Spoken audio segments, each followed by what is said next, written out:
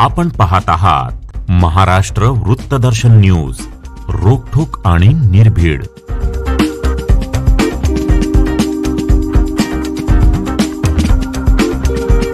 नमस्कार, महाराष्ट्र वृत्तदर्शन न्यूज मध्ये आपलं स्वागत आहे। मी सुप्रिया सरनाईक। चला तर मग पाहूयात काही ठळक घडामोडी।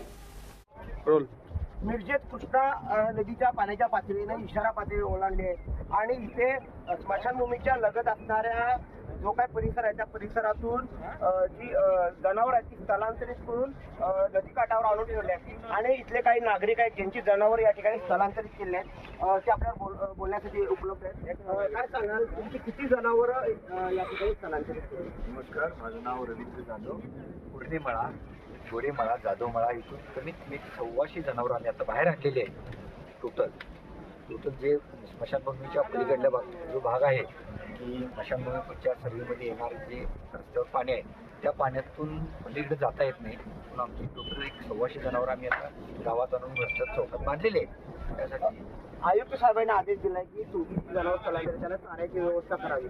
आयुक्त साहेबांनी दिलेला आदेश या ठिकाणी खाली पाळला जातोय ना, तुम्हाला चारा मिळाला आहे? आता तरी अजून चारा आलेला नाही आहे, म्हणून साहेब सांगून गेले की चाराची व्यवस्था करू, तर अजून अद्याप आलेला नाही। तुम्ही आता कुठं स्थलांतरित झाला?